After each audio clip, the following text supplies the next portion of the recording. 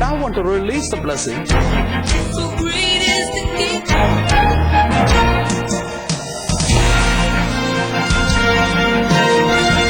And you can hit the visible enemy Goliath. నీ కంటికి కనిపించే గొలియాత్ అనే శత్రువుని కొట్టగలవు. At the same time, you will also able to hit the hidden enemy behind the screen. అదే సమయంలో అదృశ్య రీతిలో ఉండే శత్రువును కూడా అదే రాయితో కొట్టగలవు. In one stone, you can strike both of them. ఒకే రాయితో ఇద్దరు చంపగలవు. You know why?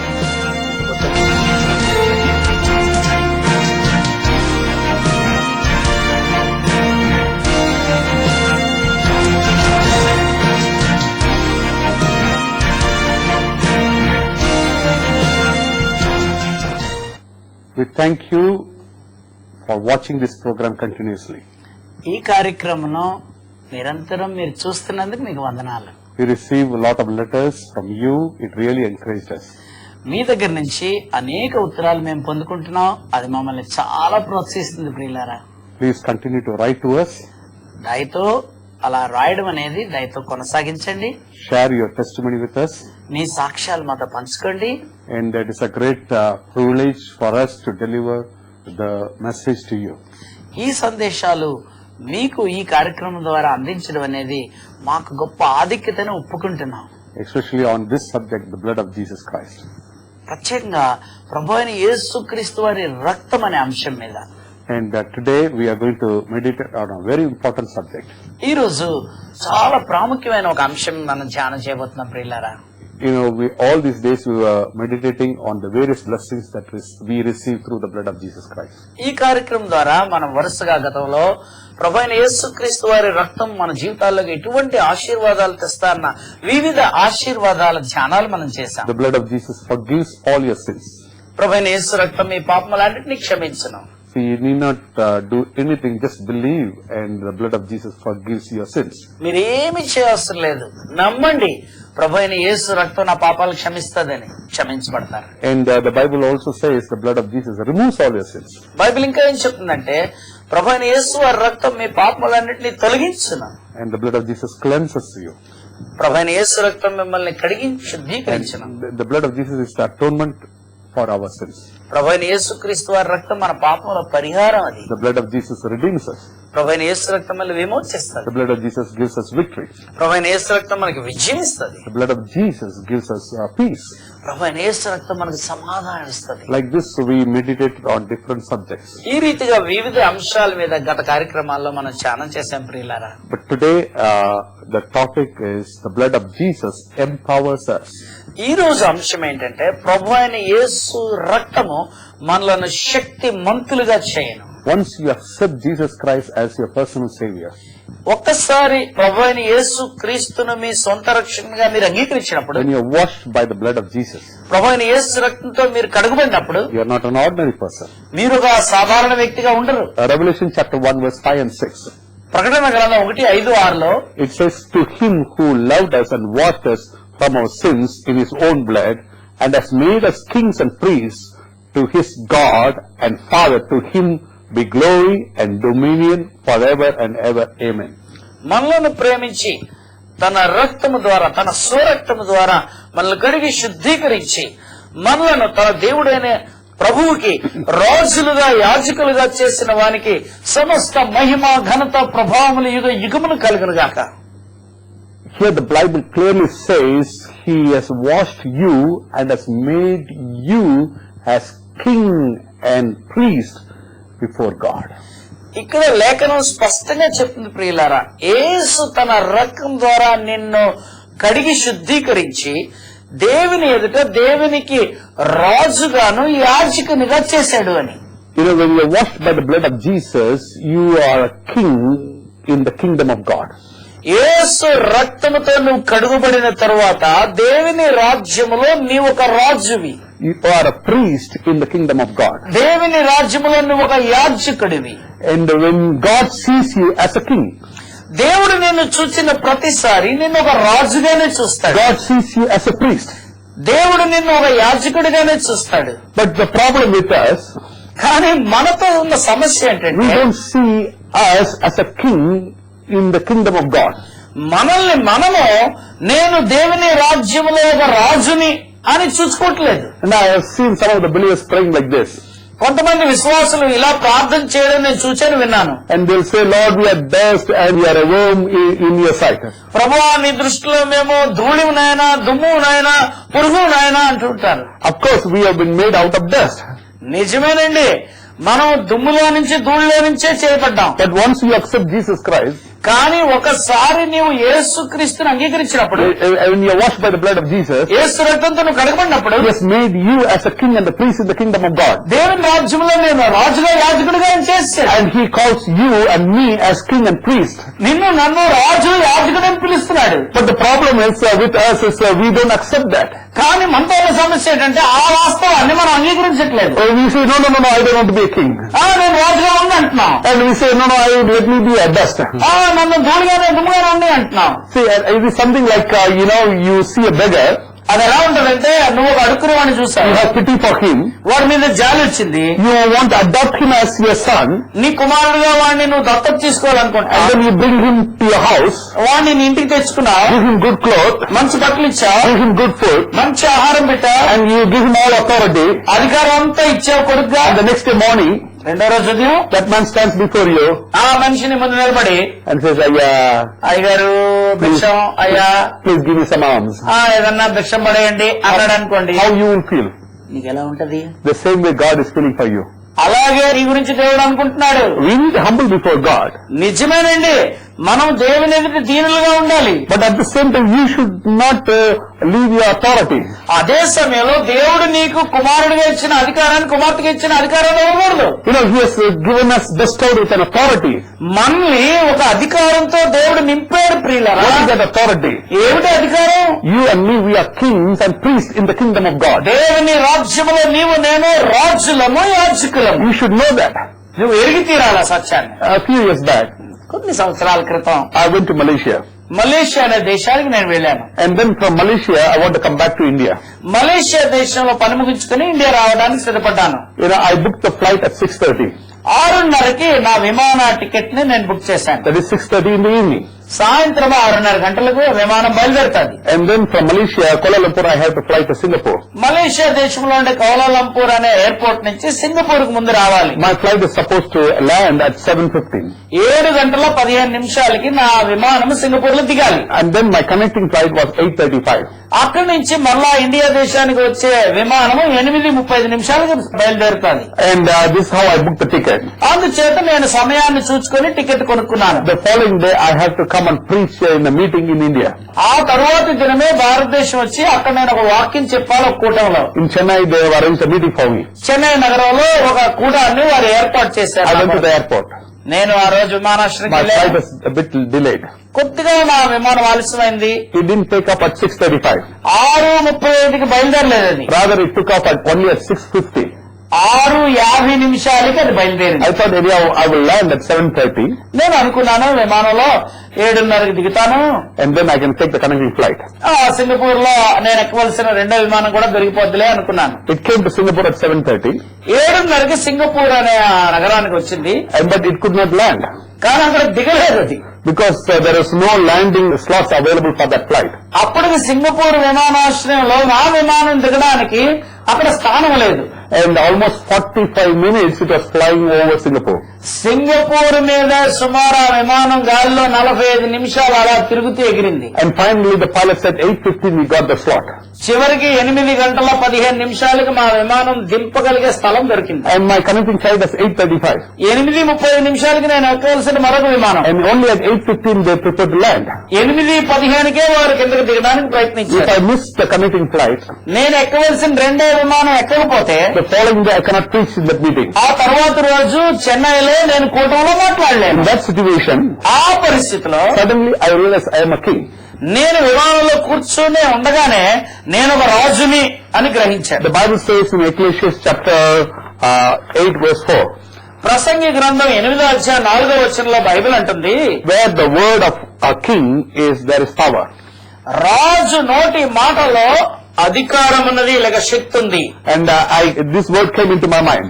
ఆ వాక్యం నా మనసులో జ్ఞాపకం వచ్చింది. Moreover, Revelation chapter 1 verse 5 and 6 says, when you are washed by the blood of Jesus, you are a king and a priest in the kingdom of God. అంతేకాదు ఇందాక చెప్పిన రీతిగా ప్రకటన 1:5లో నీవు యేసు రక్తముతో కడగబడి ఒకసారి ఆయన అంగీకరిస్తే నువ్వు దేవుని రాజ్యంలో రాజువి యాజకుడు అని జ్ఞాపకం వచ్చింది. So this is what I said. నేను విమానంలో కూర్చొని ఇలా అన్నాను, Today the plane scheduled to leave for Chennai at 8:35 should not leave Singapore airport before I board it. ఈ రోజు రాత్రి 8:35కి సింగపూర్ నుంచి చెన్నై నగరానికి బయలుదేరవలసిన విమానము నేను ఆ విమానం ఎక్కే వరకు అది విమానాశ్రయాన్ని వీడకూడదు అన్నాను. I said without me this flight should not take off. నేను ఎక్కకుండా ఆ విమానం అక్కడి నుంచి బయలుదేరడానికి వీల్లేదన్నా. I just commanded it. దాన్ని నేను ఆజ్ఞ రూపంలో ప్రకటించాను విమానంలో. I know that I am a king in the kingdom of God. నాకు తెలుసు దేవుని రాజ్యంలో నేను ఒక రాజు. నేను When I say a word, it will happen. నేను ఒక మాట పలికితే అది జరిగి So తీరుతాను. I used authority. అధికారాన్ని నేను వినియోగించాను. I just spoke that word. ఆ మాటని పలికాను My విమానంలో. flight landed at 8:35. నేను ఎక్కిన ఆ విమానం 8:35కి దిగింది At Singapore. 8:35, the other flight is supposed to take off. అదే సమయంలో మరొక 5 నిమిషాల్లో మన విమానం కూడా వెళ్ళిపోవాలి. ఆ I విమానం came out. నేను బయటకు వచ్చినప్పుడు I asked the people who were there, అక్కడుండే ప్రజలు అడిగాను, I want to catch this flight. అయ్యా నేను చెన్నై వెళ్ళడానికి ఆ పలానా విమానం ఎక్కాలి. They said it is impossible for you. వారన్నారు నువ్వే ఎక్కుతావా, అసాధ్యం అన్నారు. The doors are almost closed. ఆ విమానం తలుపులు మూయబడ్డాయి అన్నారు. But still I had the faith. కానీ నాకు విశ్వాసం ఉంది. I took my bag. నా బ్యాగ్ తీసుకున్నాను. I ran towards that gate. ఆ గేట్ వైపు పరిగెత్తుకు వెళ్ళాను. And then when I ran there, అక్కడికి నేను పరిగెత్తుకు they వెళ్ళినప్పుడు were almost closing the gate. ఆ గేట్ ను మూసేస్తూ ఉన్నారు. When they saw me, వారు నేను చూసినప్పుడు they just waited. వారు కనిపెట్టారు. I just went in. నేను పరిగెత్తుకుంటూ లోపలికి They వెళ్ళాను. immediately closed it. వెంటనే దాన్ని మూసారు. And finally my flight took off at 8:50. చివరిగా నేను ఎక్కిన ఆ విమానం 8:50కి బయలుదేరింది. I do not know why there was a late. అక్కడ అసలు ఆలస్యం ఎందుకైందో నాకు తెలియదు. My handbag and me, we landed in Chennai. నేను నా హ్యాండ్ బ్యాగ్ చెన్నైలో దిగాం. But my bag did not come on that day. కానీ నా సూట్ కేసు రాలేదు. And but anyhow, I was able to preach on the following day in that church. ఏదేమైనా ఆ మరుసటి రోజు చెన్నైలో ఆ సంఘంలో నేను మాట్లాడేశాను. You know, this encouraged me from that time till today. Whenever I have a crisis, I know I am a king in the kingdom of God, so I release a word into my life. కానీ ఆ అనుభవం ఆ రోజు నుంచి నేటి వరకు నన్ను ఎంతగా ప్రోత్సహిస్తుందంటే ఎప్పుడు నాకు ఒక ఇబ్బందికరమైన ఆకస్మిక పరిస్థితి ఎదురైనా నేను రాజు వలె ఆజ్ఞాపించడం మొదలు పెట్టాను. Today the problem with us, we do not know who we are in the kingdom of God.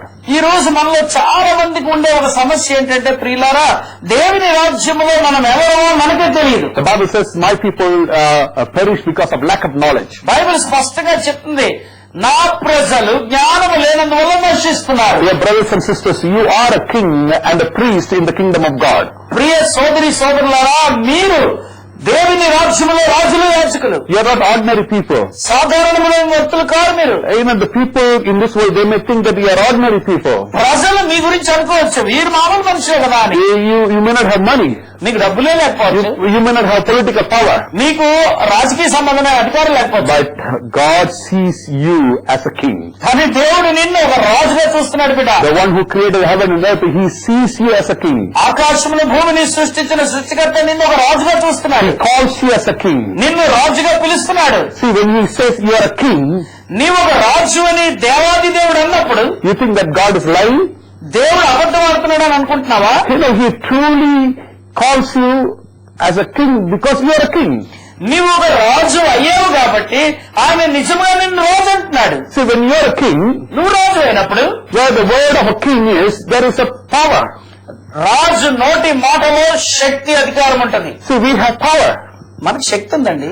When you release a word, ఒక మాట మన నోటి నుంచి బయటకు రాగానే it happens exactly like that. నువ్వు పలికిన రీతిగా జరిగి తీరుతాది. In the olden days, పాత దినాల్లో whatever the king says, రాజు అనేవాడు ఏం చెప్పినా it will be done immediately. వెంటనే అది జరిగేది. Today we are not able to see many kings in this world. ఈ రోజు ఈ దినాల్లో ప్రపంచంలో రాజులు అన్నవారు అధికంగా మనకు కనబడరు. But when you read the history, కానీ చరిత్ర చదివితే you will see how the king behaved. ఒక రాజు ఒక దేశంలో ఎలా ప్రవర్తించేవాడు మనం చరిత్ర ద్వారా తెలుసుకోవచ్చు. Whether it is right or wrong, what they say, that is the final judgment. రాజు చెప్పింది అది మంచిదా కాదా అన్నది అనవసరం, అది జరిగి తీరాలంటే. And why God has made us as kings? దేవుడు ఎందుకు మనం రాజులుగా చేశాడు? Let me explain to you. మీకు కొంచెం వివరించిన. When God created Adam and Eve, దేవుడు ఆది మానవులైన ఆదాము హవ్వల్ని సృష్టించినప్పుడు Genesis chapter 1 verse 28, Adikandam 1:28 he said, be fruitful and multiply, fill the earth and subdue it.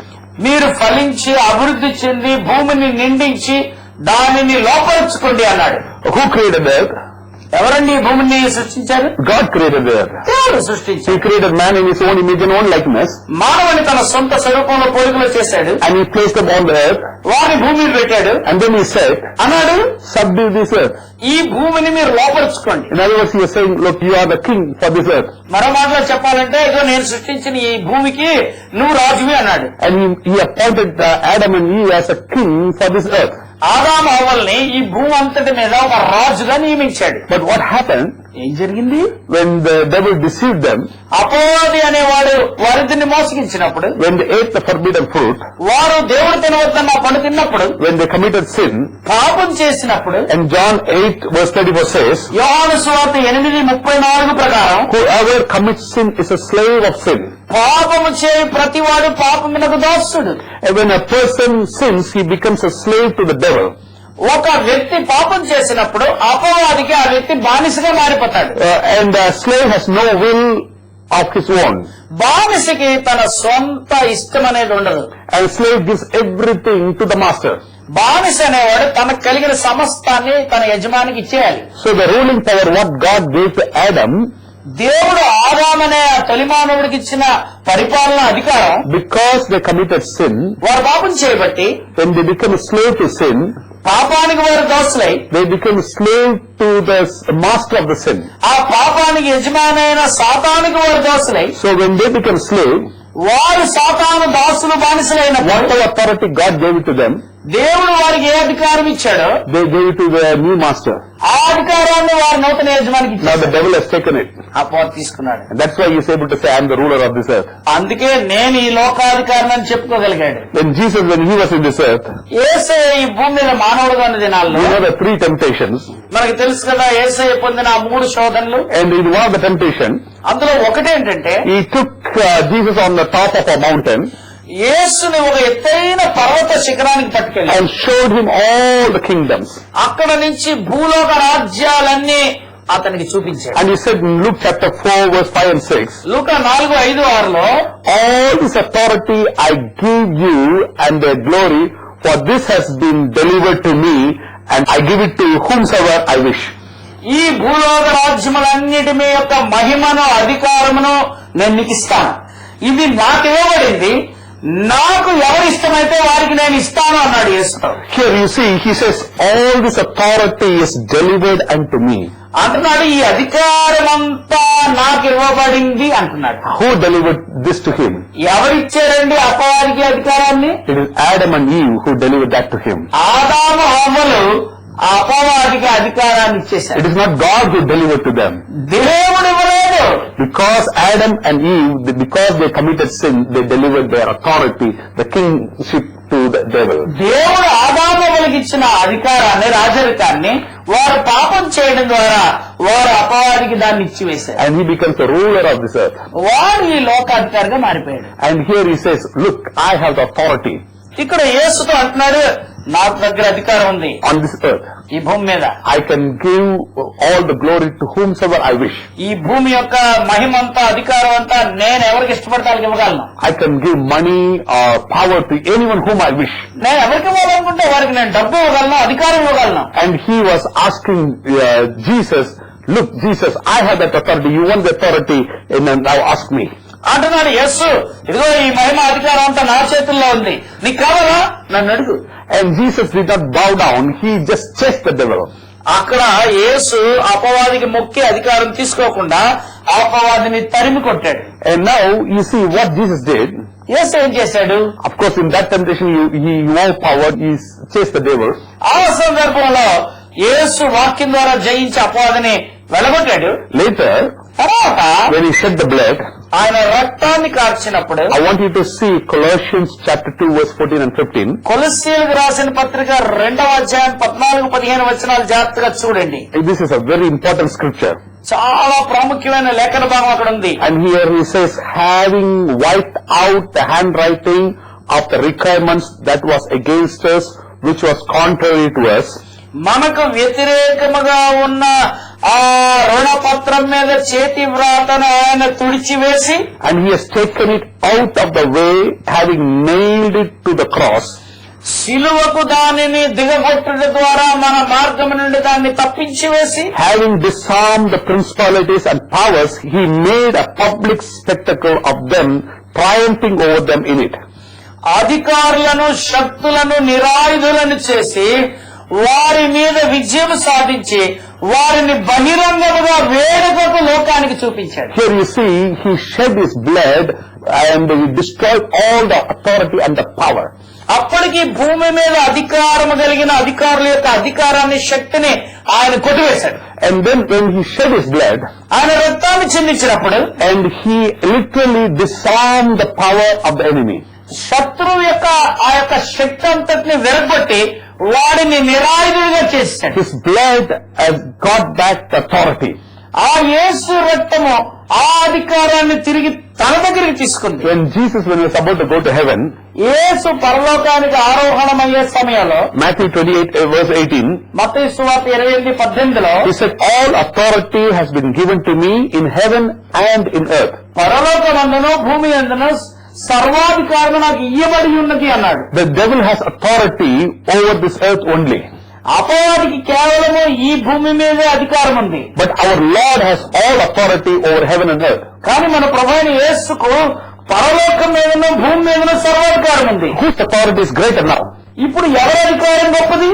The devil has authority only on this earth. అపవాదికి ఈ భూమి మీద అధికారం. But Jesus said, I have authority in heaven and earth. కానీ యేసు అంటున్నాడు పరలోకం మీద భూమి మీద సర్వాధికారం. And now you see whose authority is greater. ఇప్పుడు మీకే అర్థమవుతుంది ఎవరి అధికారం గొప్పదో. How did he get that authority? ఎలా వచ్చింది యేసుకి అధికారం? By shedding his blood. రక్తం ఖర్చు. He destroyed the authority of the devil in this earth. ఈ భూమి మీద ఉండే అపవాది యొక్క అధికారాన్ని తన రక్త ప్రభావంతో నాశనం చేశాడు. And he got the new authority. అందుచేత క్రొత్త అధికారం యేసుకి ఇవ్వబడింది. What is the new authority? ఏమిటి కొత్త అధికారం? Authority in heaven and earth. పరలోకమందును భూమి మీదను సర్వాధికారం. And that authority ఆ సర్వాధికారం God has given to you and me. నీకు నాకు దేవుడు ఇచ్చాడు. Luke chapter 10 verse 19. Luka 10:19. Behold, I give you the authority to trample on serpents and scorpions over all the power of the enemy. Nothing shall by any means hurt you. పాములను తేలును త్రొక్కటకును శత్రువు యొక్క అధికారం అంతటి మీద మీకు శక్తినిచ్చున్నాను, ఏది మీకు ఏ హాని చేయదు. I give you the authority నేను మీకు అధికారం ఇచ్చుచున్నాను over the enemy, శత్రువు మీద, over serpents and scorpions, పాముల మీద తేళ్ల మీద, over all the power of the enemy. శత్రువు యొక్క అధికారం అంతటి మీద. Nothing can hurt you. ఏది మీకు హాని చేయదు. Psalm 91 verse 13. కీర్తన గ్రంథం 91:13. You shall tread upon the lion and the cobra, the young lion and the serpent you shall trample underfoot. సింహములను భుజంగములను కొదమ సింహములను తేళ్లను నువ్వు అనగద్రొక్కదవు నీ పాదం కింద. And here you see, God gives that authority now to us. ప్రియులారా, ఇక్కడ మనం గమనించగలిగేది ఏంటంటే ఆ గొప్ప అధికారాన్ని దేవుడు మనకిప్పుడు ఇస్తున్నాడు. See, when you are a king, you should have authority. నువ్వు రాజు అయితే నీకు అధికారం ఉండాలిగా. And that authority is given to us through the blood of Jesus. ఆ అధికారం ప్రభువైన యేసుక్రీస్తు వారి రక్తం ద్వారా విశ్వాసులైన మనకి ఇవ్వబడింది. And do you know what is the authority we all have now? మనందరికీ ఇప్పుడున్న అధికారం ఏంటో తెలుసా? Authority in heaven and earth. పరలోకంలో భూమి మీద కూడా. That's why Matthew 18:18 he says, అందుకే మత్తయి సువార్త 18:18లో యేసు అన్నాడు, assuredly I say to you, whatever you bind on this earth will be bound in heaven, whatever you loose on earth will be loosed in heaven.